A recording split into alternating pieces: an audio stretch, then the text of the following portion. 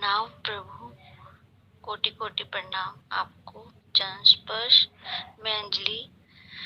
प्रभु, जब 2 दिन पहले मैं आपके साथ साधना कर रही थी स्वीकार भाव वाली, तो उसमें मैंने देखा था कि पहले तो बहुत परेशान रही मैं, कुछ नहीं समझ आ रहा था मुझे। फिर जब आप कहते आकार बड़ा हो रहा है, बड़ा हो रहा है, जैसे जैसे मेरा आकार बड़ा हो रहा था, मुझसे ज्यादा आपका आकार बड़ा होता हुआ देख रही थी, और मैं आपके चरणों में बैठी थी, और धीरे धीरे मैं आप में ही डूब गई। आप समुंदर बन गए और मैं आप में डूब गई, और मैं तैरती चली गई और मछली बन गई। और मेरा सूक्ष्म शरीर भी तैर रहा था, मुझे फील हो रहा था कि मेरा सूक्ष्म शरीर जो है तैर रहा है। प्रभु, मार्गदर्शन कीजिए। प्रणाम आपको। सरल से सरल मार्ग है प्रेम का, मगर जटिल से जटिल भी है। जब हम प्रेम को समझने की कोशिश करते हैं तो वो बहुत जटिल हो जाता है, बहुत ही जटिल। उससे जटिल फिर कुछ भी नहीं है, उससे फिर खतरनाक कुछ भी नहीं। मगर जब हम प्रेम को जीते हैं तो सरल से सरल है। फिर यहां पर प्रेम को जीने में बेचैनी भी होती है, परेशानी भी होती है। इसे समझना,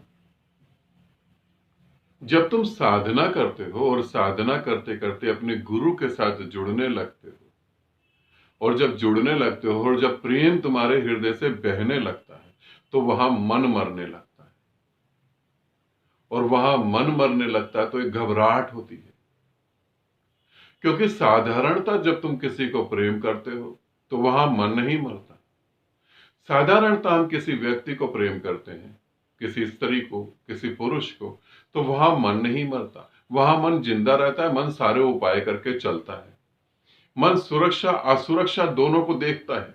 मन चल रहा होता है। मन जानता है कि अगर इसने धोखा दिया तो क्या करेंगे, इसने ये करा तो क्या करेंगे। मन सब कुछ जानता है। मगर जब निस्वार्थ प्रेम पैदा होता है, जब निस्वार्थ प्रेम पैदा होता है, तब मन मरने लगता है। और निस्वार्थ प्रेम कैसे पैदा होता है? जब तुम किसी ऐसे व्यक्ति से या किसी ऐसी ऊर्जा से जुड़ते हो जो तुम्हारे साथ कोई स्वार्थ ही नहीं रखता, मगर फिर भी प्रेम होता है। यहां मन समझता है कि अब मौत आ गई, क्योंकि यहां संदेह तो पैदा नहीं हो सकता।